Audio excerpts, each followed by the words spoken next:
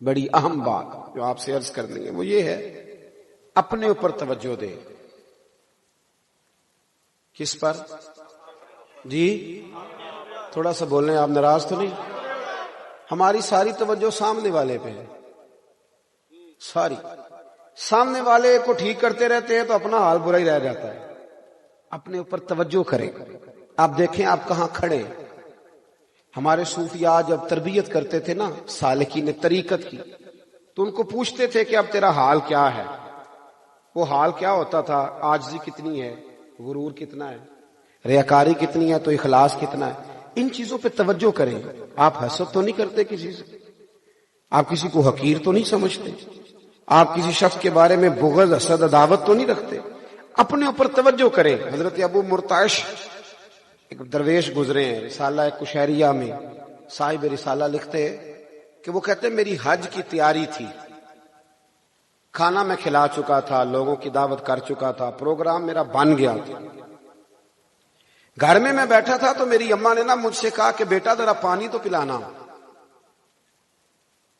تو کہتے میرے دل میں خیال آیا 2-4 دنوں کے بعد حج پہ جانا تھا کہ اماں جی میں عالم فاضل آدمی اور ابھی حج پہ بھی جا رہا ہوں تو پانی تو چھوٹا بھائی بھی پلا سکتا ہے۔ کہتے میں نے چھوٹے سے کہا ذرا اماں کو پانی دینا۔ کہتے وہ پانی دینے لگا تو میں نے اپنے اوپر توجہ کی۔ کس پر؟ اپنے اوپر توجہ کی تو میرے اندر سے آواز آئی کہ ابو مرتعش حج پہ جانا تیرے لیے آسان ہے اور ماں کو پانی دینا تیرے لیے مشکل ہے، یہ کیا بات ہوئی؟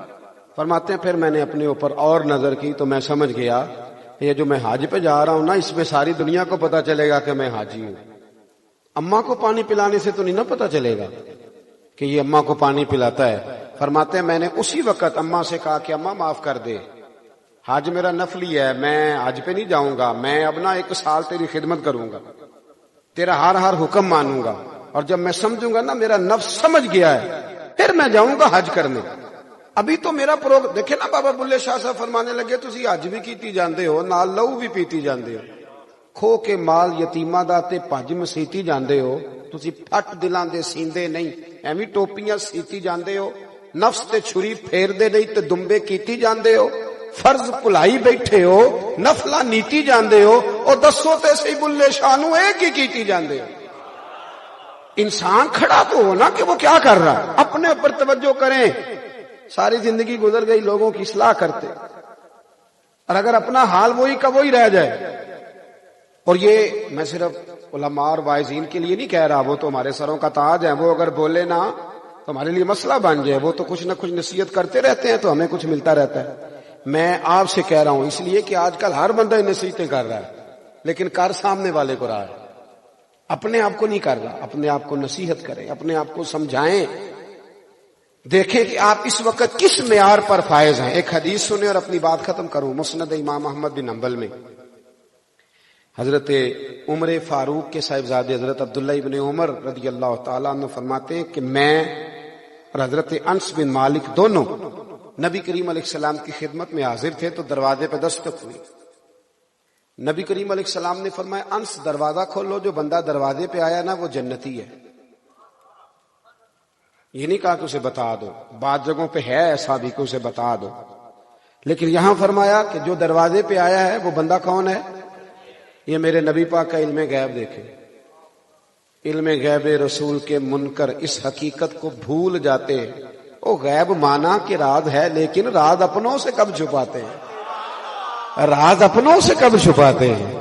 تو وہ جنتی ہے بندہ جو دروازے پہ آیا۔ حضرت انس بن مالک فرماتے میں نے دروازہ کھولا تو بندہ بڑا عجیب، سادہ سا بندہ، تازہ اس نے وضو کیا تو پانی کے قطرے داڑھی سے گر رہے ہیں، اور جوتے اس نے نا دونوں بغل میں دبائے ہوئے گٹھے جوڑ کے آ کے بیٹھ گیا۔ کو بات پوچھنی تھی پوچھی اور وہ چلا گیا۔ کہتے اتفاق کی بات کہ اگلے دن بھی ہم بیٹھے تھے، دروازے پہ دستک ہوئی، اسی ٹائم اسی لمحے حضور نے فرمایا دروازہ کھولو، جو دروازے بندہ ہے نا وہ جنتی ہے۔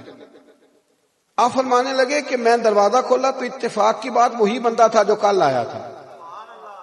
تیسرے دن بھی ایسا ہی ہوا، دستک ہوئی، حضور نے فرمایا کھولو دروازہ، جو دروازے پہ آیا بندہ جنتی۔ حضرت عمر فاروق کے صاحبزادے جناب عبداللہ ابن عمر فرماتے ہیں میں نے ارادہ کر لیا کہ پتہ کرنا یہ بندہ عمل کیا کرتا ہے۔ اب تو ہم یہی پتہ کرتے ہیں نا کاروبار کیا کرتا ہے، اچھے عمل کا پتہ ہم تو یہ دیکھتے ہیں کہ جس کا کام چل رہا ہے نا اس سے دکان خالی کراؤ خود ڈال دو، اس لیے کہ اس میں بڑے پیسے ہیں، یہ سارے کما گیا تو دکان میری تو یہ کہاں چلا گیا، خالی کراؤ الا ماشاءاللہ۔ صحابہ یہ دیکھتے تھے کہ عمل کا پتہ کرو، عمل خیر والا کیا ہے۔ حضرت عمر فاروق کے وصال کے بعد حضرت عثمان غنی نے ان کی ایک بیوہ سے نکاح کیا، تو وہ آ گئی حضرت عثمان کے نکاح میں۔ ایک دن کہنے لگی میں بوڑھی بھی ہوں، زیادہ خوبصورت بھی نہیں، تو آپ نے میرے ساتھ نکاح کیا، امیر المومنین اچھا ہے مجھے سہارا مل گیا، پر کیوں؟ تو حضرت عثمان غنی فرمانے لگے اس لیے نکاح نہیں کیا کہ مجھے تمہاری ضرورت تھی، اس لیے نکاح کیا ہے کہ مجھے بتاؤ جناب عمر مصلی کیسے آباد کرتے تھے، وہ گھر میں قرآن شریف کیسے پڑھتے تھے، وہ رب کو راضی کیسے کرتے تھے۔ میں ان رستوں کا مسافر بننا چاہتا ہوں جن راہوں کے راہی جناب فاروق اعظم، اس لیے تمہارے ساتھ نکاح کیا۔ عمل حضرت عبداللہ ابن عمر کہتے ہیں میں نے بھی سوچا کہ جس کو حضور نے 3 دفعہ جنتی کہا ہے اس کا عمل تو دیکھو کیا ہے۔ میں اس صحابی کے پیچھے چلا گیا، میں نے کہا مجھے رکھ لو گے 2-3 دن بطور مہمان؟ انہوں نے کہا آ جاؤ۔ کہتے میں 3 دن اور 3 راتیں ان کے گھر رہا، میں زیادہ نفل پڑھتا تھا اس سے، وہ تو عشاء جماعت سے پڑھتے اور فجر جماعت سے پڑھتے، میں صدقات زیادہ کرتا تھا ان سے، میرے نوافل زیادہ تھے، میری تلاوت قرآن مجید زیادہ تھی۔ 3 دن میں رہا تو کوئی خاص چیز مجھے نظر نہ آئی۔ میں نے اٹھنے کا ارادہ کیا تو میں نے اس سے کہا بھائی مجھے کوئی ضرورت نہیں تھی تیرے گھر میں رہنے کی، میرا بھی یہی مکان ہے، تو نے پوچھا ہی نہیں میں کیوں رہ رہا ہوں۔ تو وہ کہنے لگا حضور آپ نے کہا تھا رہنا ہے، تو میں نے کہا بسم اللہ۔ تو فرمایا پھر میں تمہیں بتاؤں کیوں آیا تھا، اس لیے کہ وہ 3 دن ہم حضور کی بارگاہ میں بیٹھے رہے نا، تو اللہ کے رسول نے 3 دن تجھے جنتی فرمایا، تو میں اس لیے آیا تھا کہ میں 3 دن 3 راتیں تیرے ساتھ رہوں اور معلومات کروں تو کیا نیک عمل کرتا ہے، تاکہ میں بھی وہ کروں تو اللہ تعالیٰ مجھے بھی یہ اعزاز عطا کرے۔ تو حضرت عبداللہ ابن عمر کہتے ہیں وہ صحابی کہنے لگے میں کچھ بھی نہیں کرتا، روٹین کی عبادت کرتا ہوں، پر حضور ایک بات ہے، جب بھی میں اپنے دل پہ توجہ کرتا ہوں نا، اللہ کے فضل سے نہ کسی کے لیے بغض ہے، نہ کسی کے لیے کینہ ہے، نہ حسد ہے، نہ تکبر ہے۔ اللہ کے بندوں کو رب نے جس حال میں رکھا ہے نا، میں سب کو دیکھ کے راضی رہتا ہوں، میں خوش رہتا ہوں، مجھے لگتا ہے یہی میری نیکی میرے رب کو پسند آئی ہے اور اس کے رسول نے مجھے جنت کی بشارت عطا کر دی۔